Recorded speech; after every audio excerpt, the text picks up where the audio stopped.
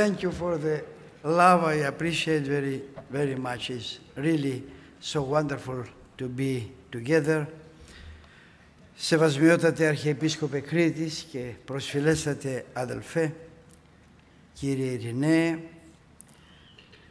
σεβασμιότατοι Άγιοι αδελφοί της Ιεράς Συνόδου, Άγιε Σικάγου, Άγιε Βοστόνης, Άγιε Ντένβερ, Άγιε Ατλάντας, ο οποίος μας φιλοξενεί με τόση καλοσύνη, Άγιε Ντιτρόιτ, Άγιε Αγίου Φραγκίσκου και Άγιε Νέας Ιερσέης. Μας λείπει ο Άγιος Πιτσβούργου, ο οποίος είχε λόγους υγείας που δεν μπορούσε να είναι μαζί μας, αλλά είναι μαζί μας εν πνεύματι. Άγιε Πατρών, Άγιε Δαρδανελίων, θεοφιλέστατοι αδελφοί, Άγιε Τροάδος, Φασιανής και Μοκισού, αξιότιμοι αντιπρόεδρε και εκλεκτέ αδελφέ, αντιπρόεδρο του Αρχιεπισκοπικού Συμβουλίου κύριε Τζαχάρη και μέλη του Αρχιεπισκοπικού Συμβουλίου, ερήτημος κυρία Πρόεδρος της Φιλοπτώχου, very distinguished representative of the great city of Atlanta, Ms. Candace, αντιπρόσωποι της Ελλάδος και της Κύπρου, ευλαβείς ιερείς, αγαπητοί εκπρόσωποι των κοινοτήτων, αγαπητοί αδελφοί και αδελφές, είμεθα και πάλι μαζί, έχουμε την ευλογία να είμεθα μαζί σε αυτό το 40ο συνέδριο ή το κογκρέσο, συνέλευση της Ιεράς μας Αρχιεπισκοπής. Προτού προχωρήσω, θα ήθελα να παρακαλέσω κάτι που έγινε τυχαία πριν από 3 λεπτά. Μπορούμε να έχουμε περισσότερο φως που να φωτίζει τους ανθρώπους που κάθονται και όχι εμείς εδώ έχουμε αρκετό φως. I would like to be able to see the faces. Give a little bit more light. Please.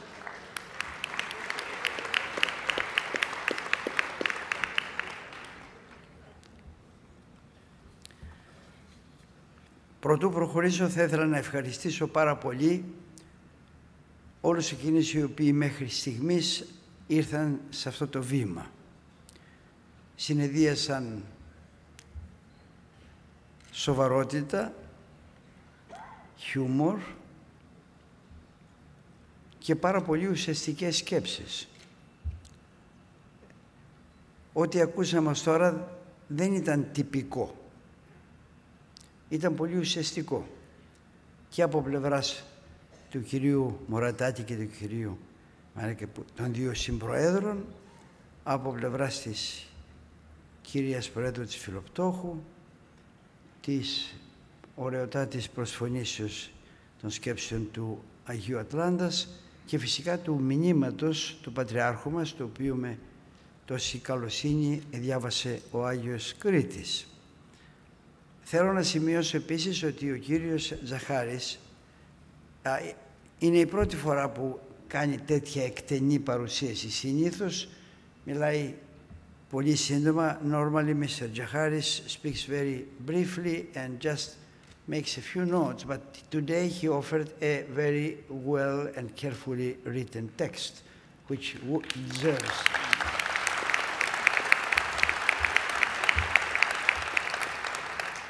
Επιτρέψτε μου επίσης, έχω αίσθηση του χρόνου, να είστε βέβαιοι γι' αυτό, αλλά επιτρέψτε μου επίσης να προσθέσω σε όσα ο Άγιος αδελφός ο Κρήτης είπε, να προσθέσω και ένα ακόμη στοιχείο. Την Παρασκευή προχθές είχα την μεγάλη τιμή να έχω μια τηλεφωνική επικοινωνία με τον Παναγιώτατο Οικουμενικό Πατριάρχη. Last Friday I had the great honor to have a telephone communication with our Ecumenical patriarch for some issues that were of technical nature. And then, without me saying anything, the Patriarch said, "Are you leaving tomorrow for Atlanta?" That was Friday. Saturday. I said, "Yes." Please convey to the people, all the people there, the member of the Congress and the members of the Philoptochos, my warmest prayers and best wishes. So I do that. I'm conveying the very alive expression of sentiments of love and support of our Ecumenical Patriarch to all of us.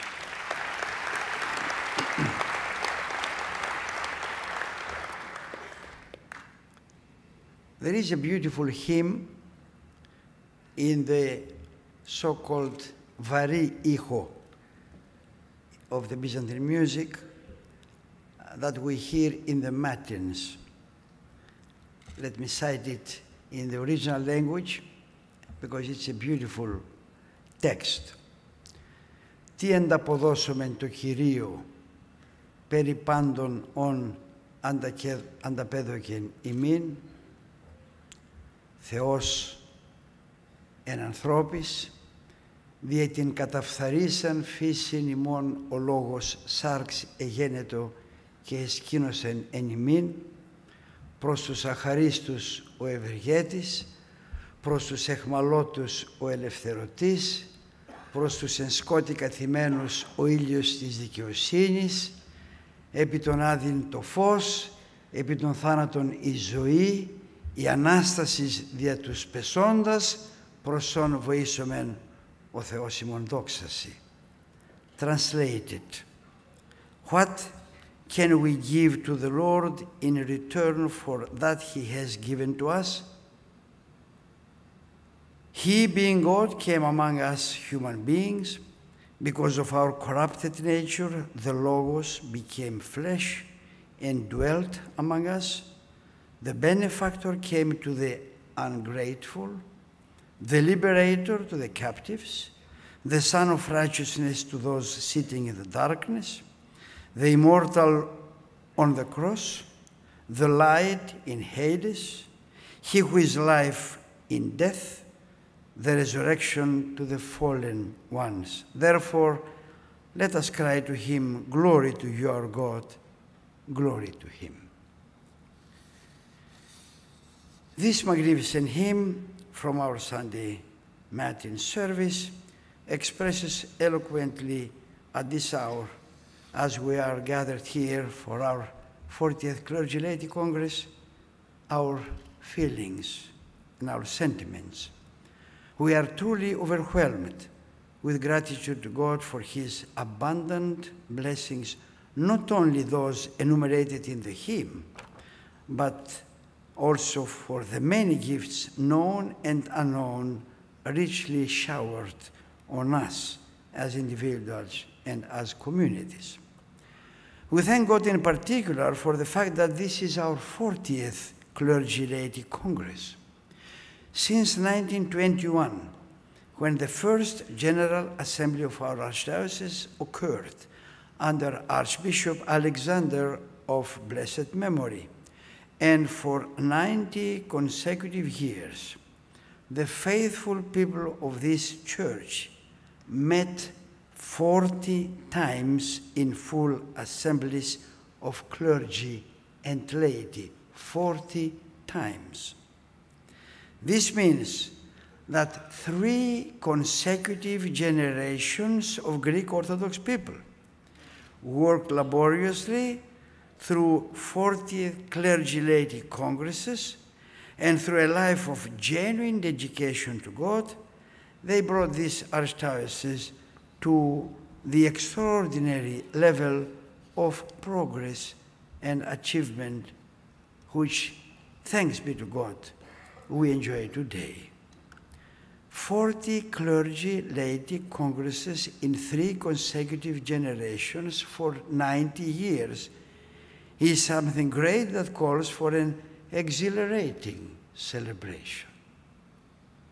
Let us also thank God for the 2 years that have passed since our last Clergy Laity Congress in Washington, D.C., 2 years filled with challenging events, testing events, painful events, but also promising events which offer excellent opportunities for sustained and methodical action, action that rigorously promotes our individual Orthodox faith and our universal Hellenic tradition.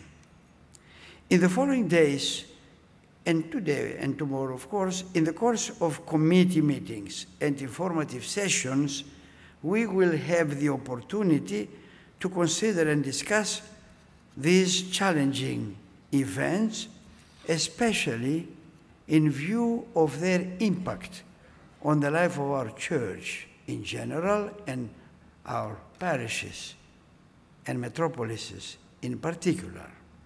Let me therefore, in the first part of my address, limit myself to commenting on 6 events which could be considered somehow of particular significance.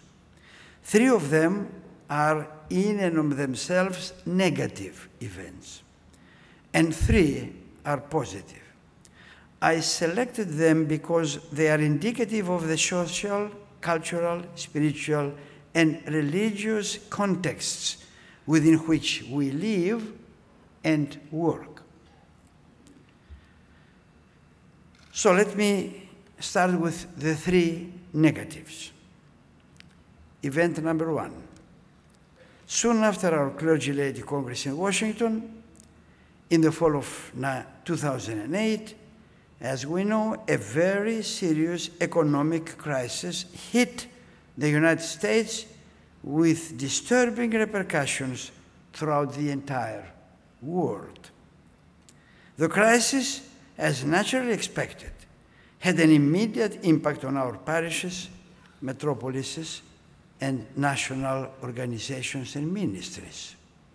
And even at this hour, as we speak, the financial crisis domestically and internationally is not yet over, and the prospects for resolving present considerable uncertainties of indefinite dimensions.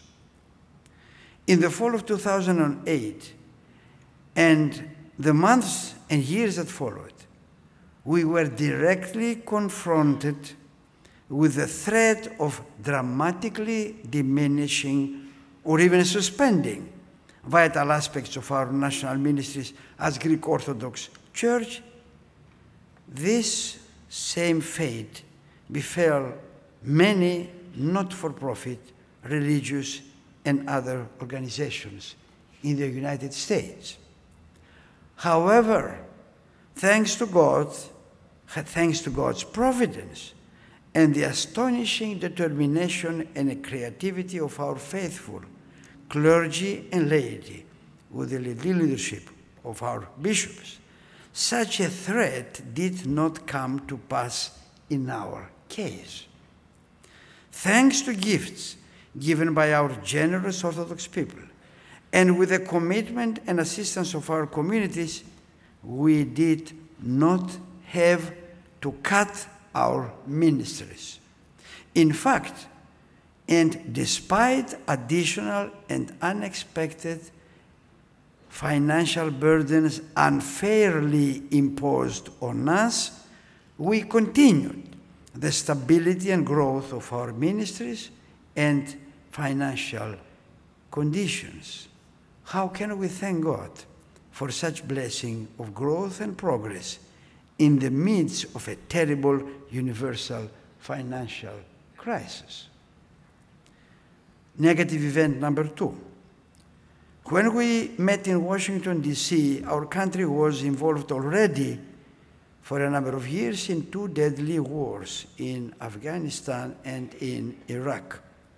We hoped then and prayed that the wars would soon come to an end. Unfortunately, 2 years later, today, Iraq and Afghanistan continue to be places of conflict and death. In addition, the problems in the Middle East relating specifically to the Israelis, Palestinians, and Iranians, and most recently in Turks, cause grave concerns not only to those in our government, but also in the average citizen in America. These situations of unresolved wars and conflicts should be present in our consciousness, since our Orthodox Church and Orthodox faith is a strong bond of connection with people and countries who live in conditions of suffering and violent death. Any agenda of ours as Orthodox Church should include an honest care for overcoming wars and establishing peace and reconciliation on earth. Remember how often we pray for the peace of the whole world. It's a constant prayer for us and should be a constant action. The third negative event refers to the enormous ecological catastrophe in the Gulf of Mexico, with the oil spill gushing from the bottom of the sea and causing unfathomable destruction to the ecological system of large surrounding areas. This event, or rather this unconscionable accident, was in essence the result of human disrespect for the protection of the environment, combined with greed unlimited and worship of money as God by irresponsible human beings. As such, it constitutes a warning for all of us. The Gulf of Mexico and what happened there and what continues to happen is not something disconnected from our lives. Today, this tragedy is happening in the Gulf of Mexico. Tomorrow, something might happen just outside our front door. Our priorities as Orthodox Christians in terms of action and education must speak to the ever-present potential for man-made catastrophic events where there is no way of reversing the horrible damage. Comments on 3 positive events. Event number 1, positive. Even while the fall of 2008 brought gloom and doom financially, it also brought a bright and uplifting spiritual event which illuminated new ecclesiastical horizons. In October of 2008, at the extraordinary inspiration and initiative of our Ecumenical Patriarch Bartholomew, a meeting of all the heads of autocephalous churches of the world, representing approximately 300 million believers, took place in Constantinople at the Ecumenical Patriarchate. This synaxis, as such a meeting is called, was instrumental in enhancing and strengthening the spiritual bonds among the Orthodox churches universally, resulting in the resumption of preparatory work for a pan-Orthodox ecumenical synod, and B, in the adoption of immediate steps for the solution of the canonical problems in the areas of the so-called diaspora to which we as Orthodox belong in the Americas. And this decision had a tremendous impact on the universal body of the Orthodox Church, as it became apparent almost immediately. The synaxis was followed by a 5-day biblical symposium in Asia Minor, Rhodes and Crete, dedicated to St. Paul and his theological and pastoral counsel for the contemporary Orthodox Church. The symposium was the first of its kind and constituted a splendid innovation at the initiative of our Patriarch, because it offered lectures by top international biblical scholars, specialists on St. Paul, to the heads of the Orthodox autocephalous churches and their entourage in the very places visited by St. Paul, Asia Minor, Rhodes, and Crete. Our Archdiocese had the great honor bestowed on us by our Ecumenical Patriarchate of the academic responsibility for this unique, important biblical symposium, which, as you noted, ended up in Crete, and we have the Archbishop of Crete for a full day running, almost breathless, trying to cover this kind of event from early morning at the airport to late evening again at the airport. Thank you personally for this kind of your assistance there. Event number 2, in the fall of 2009, we had the uplifting spiritual gift and truly great blessing of the visit of our Ecumenical patriarch here in America. As you remember, he started his visit with a 5-day visit in New Orleans, where he presided over the 8th Ecological Symposium organized by him, this one related to the great Mississippi River. Then he moved for 1 week to New York, where he visited parishes, met with state and city authorities, and with the Secretary General of the United Nations, and attended quite a number of other functions.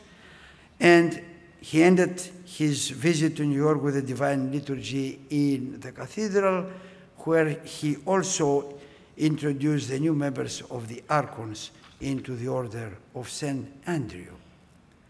Immediately after that, we moved to Washington, D.C., when in a succession of 4 days, we had to meet individually with the President of the United States, the Vice President of the United States, the Secretary of the United States, the leadership of the Congress and the Senate, and in addition, the Patriarch gave 2 lectures, one in Brookings Institution and one in Georgetown University. There is, I don't recall, any occasion of an even head of state doing this type of things in just 4 days, going from one top leader to the other in these states on a personal level, and in most instances accompanied by a dinner or a lunch. Then we have a third major event, and this is the assembly of all canonical Orthodox bishops of North and South America. A total of 55 bishops, archbishops, metropolitans, and bishops from the United States, Canada, and Mexico participated in a highly meaningful and productive meeting for 3 days. The assembly of the canonical Orthodox bishops, one of the 12 of this kind throughout the whole world, was a new kind of institution, and it was a result of a unanimous decision by all Orthodox autocephalous churches. This assembly, therefore, constitutes an officially authorized sacred body, which in essence, among other functions, will continue and enhance the work of SCOBA by assuming oversight of its agencies and activities.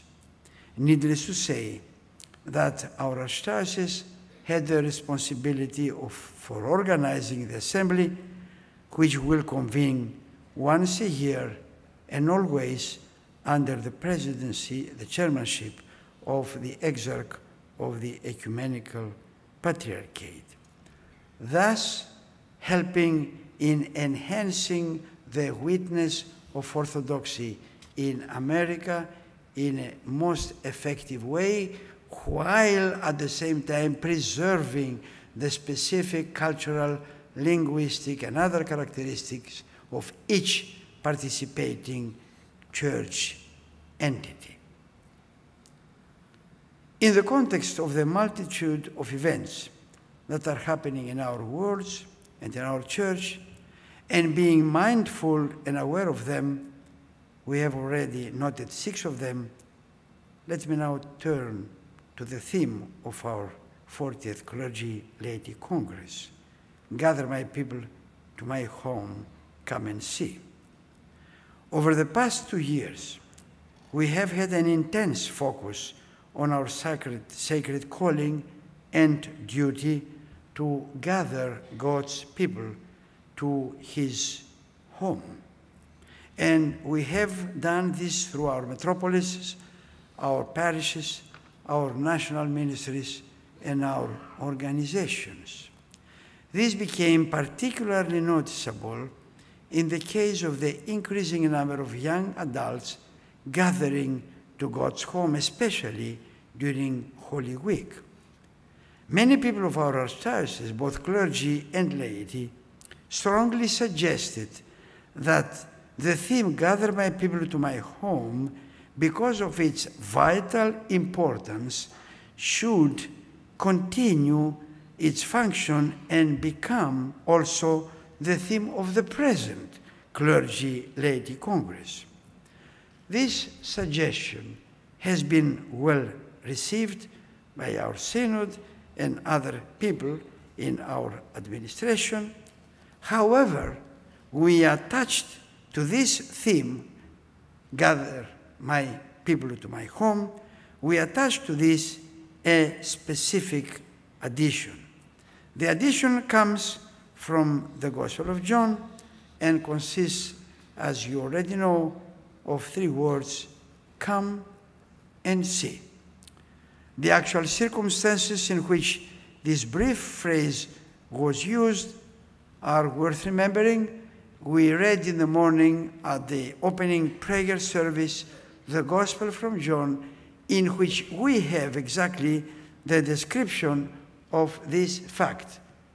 Philip being called by Christ, finding his friend Nathanael, and when Nathanael was hesitant to come to believe that Christ, Jesus of Nazareth, is the Christ, Philip telling him, "Come and see," and Nathanael coming and ending up with this beautiful confession of faith: "Rabbi, you are the Son of God, you are the King of Israel."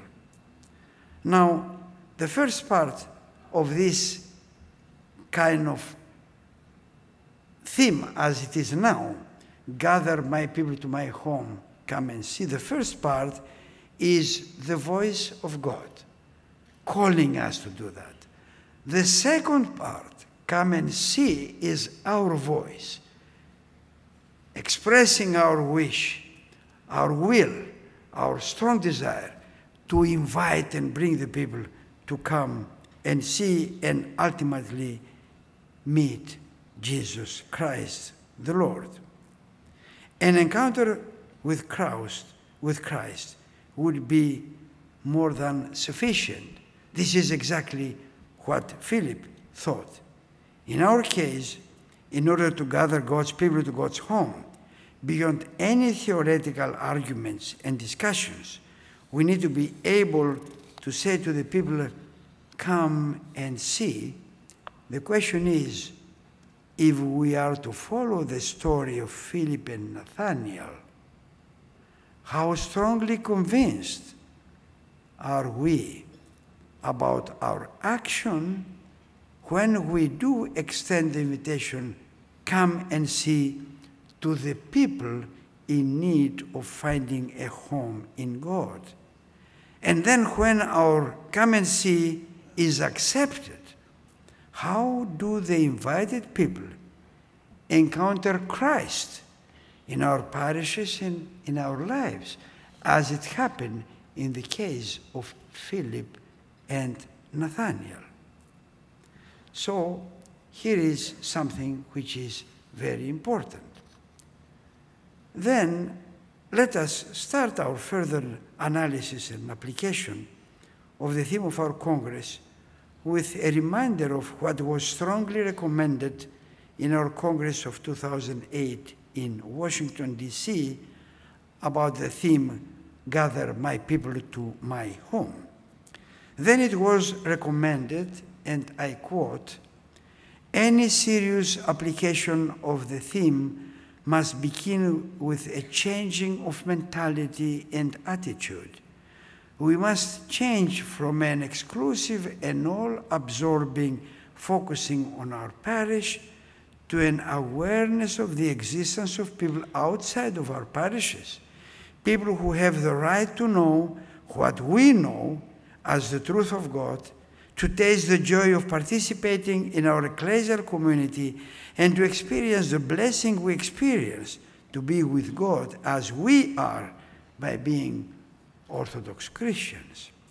The area of our focused action should gradually be enlarged by including those who are outside, by being concerned with those who are waiting for the brother or the sister who will bring them home, offering the shelter of God to the homeless souls should be part of the care and action of our parishes, should be an indispensable part of our mentality, attitude, and vision, and also should definitely be a central item of the basic education cultivated by the Church."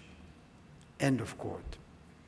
Then it was also strongly recommended that each parish must appoint a committee which will have the duty of creating a list of the Greek Orthodox people who reside in the vicinity of the parish but are not connected with the Church. The committee should organize the means of contact by using personal visits, phone calls, email, notices of church events, and distribution of the appropriate printed or electronic material. What is our report on this issue? What were the results? Did our communities appoint the appropriate committees and proceeded with the appropriate action? Along the same lines, special care should have been taken care for the interfaith families which are not connected to the Church, for the youth, and for the unchurched. Here again, what has been our harvest? We must note, however, that considerable progress has been made in the areas of youth ministry. The strength and growth of summer camps all over the country and in the Ionian village is a good example. Also, we should mention the fact that never in the history of our Church we have offered the considerable amounts and the high quality of scholarships and fellowships to young students as we did in the last years. In addition, there has been a remarkable effort for an expansion of the knowledge of the Bible through a creative cooperation with the American Bible Society. As a result, a series of special editions of the Bible was produced for young people serving in the army, for children, and for campers in our camps. We also should not forget the important achievement of publication, the first level of books for learning the Greek language written exclusively for our children here in America. The books were produced through a very generous donation by the Faith Endowment for Orthodox and Hellenism and were distributed gratis to the thousands of children of all our day and afternoon schools. The theme of this Congress, however, has the additional component in the phrase "come and see," which introduces a very important item. When our efforts to those not connected to the Church culminate in the invitation, "come and see," and when the people decide to come to the house of God, what do they see? Or rather, whom do they see? Do they see Christ, as did Nathanael when he responded to the invitation of Philip, "come and see"? Do they encounter God in his home? These questions have specific application in the area of worship, teaching, pastoral care, and philanthropy. Our worship must be a unique opportunity for an encounter with Christ that is both personal and communal. Let me open a parenthesis here. We have the experience of yesterday liturgy. can we have this type of experience in our communities, in our parishes?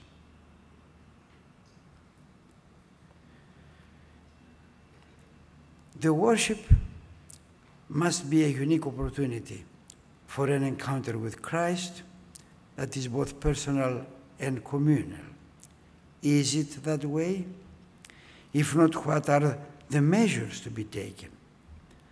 The teaching activities of our parishes in the forms of catechesis, Sunday school, or religious education must also be centered on Christ and reveal Him.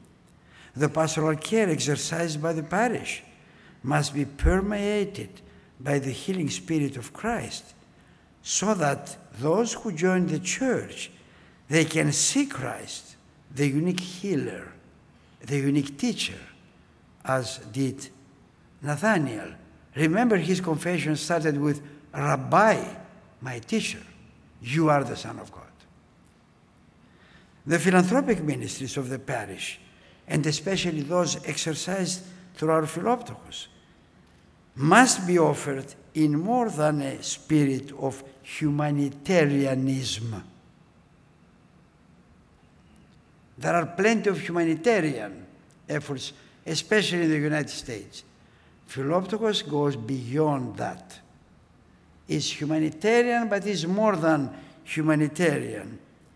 It is offering philanthropy in a spirit that is revealing God as benefactor and creating a connection that goes beyond a particular gift that the people will occasionally receive. What happens next? Therefore, philanthropy in our case is a connector beyond benefactor involvement. The theme, "Gather my people to my home, come and see," however, is not limited to our own archdiocese with her metropolises and parishes. This is a pan-Orthodox call and duty. After the very important assembly of all canonical Orthodox bishops of North and Central America last May, new avenues are available for action. We, as Greek Orthodox Archdiocese of America, have been granted the initiative and the increased responsibility for making the gathering of God's people to His home a dynamic reality for all Orthodox people in America. In our sacred task for gathering the people of God to His home and for inviting every human being to come and see, and so eventually to encounter Christ, we have a superb model in the ministry of our Ecumenical Patriarchate. This heroic patriarchate has, for 17 centuries, invited people of all ethnicities, cultures, languages to gather to God's home, vividly remembering the solemn declaration of the Lord Jesus Christ, treasured in the Gospel of John, "I have other sheep that are not of this fold, and I must bring them also, and they will hear my voice, and there shall be one flock, one shepherd." With the present 40th Clergy Laity Congress, we enter a new period of challenges. Challenges that are created by the domestic and the international conditions of increased uneasiness and anxiety related to social, financial, cultural, spiritual, environmental, and religious problems that torment the entire humanity. These conditions of uncertainty, pain, confusion, and hopelessness necessitate vigorous, real, and practical action on our part. Such action should be guided by and focused on what St. Peter, the great apostle, emphatically said to the Jewish leaders in Jerusalem: "There is no salvation in any name, and there is no other name under heaven given among the people by which we must be saved, except for the name of Jesus Christ. That's a quote from St. Peter's talk to the Jewish leaders and recorded in the book of Acts, chapter 4.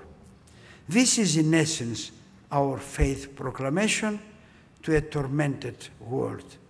As Orthodox Christians, we believe that today there is no other possibility for salvation of the world except in and with Jesus Christ, who is the way and the truth and the life, John 14, and the light of the world, John 8. Therefore, our efforts related to the theme, "Gather my people to my home, come and see," must be Christ-oriented, intensely and passionately focused on Him as the only salvation under heaven. This must be projected to the society and the people surrounding us by every and all possible means. And here we are confronted with a serious challenge. Do we know what we should know about this Christ we are talking about? Are we focused on Him, centered on Him, being serious about our relationship with Him? Are we translated into visible and palpable action our faith in Him? Are we finally thinking action and not easy talk? Furthermore, are we offering to our adult members of the church as well as to our young adults and our children the proper education to help them grow in the knowledge and grace of Christ, as Peter would emphasize, St. Peter in his second epistle, chapter 3. The challenge is truly exciting, and we have to answer it with action, honestly, and effectively. I have no better way to close my presentation. I apologize for the length, but this is not unusual in the life of the church. So I am comforted by that. I am very faithful to the tradition. And believe me, it's a good tradition.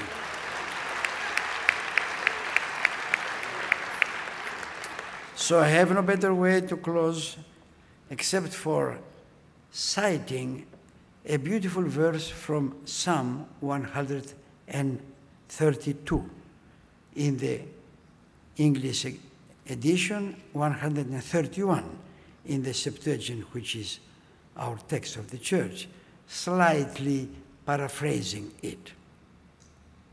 The text reads as follows: I will not enter my house or get into my bed. I will not give sleep to my eyes or slumber to my eyelids or rest to my head until I find a place of the Lord for all my known and unknown brothers and sisters who are thirsty for Him and looking for Him. It is time for action, time to gather the people of God to His home, always with Christ as His co-workers in sowing truth, in spreading healing, and in promoting life. This is the time for the salvation of the world. Thank you for this.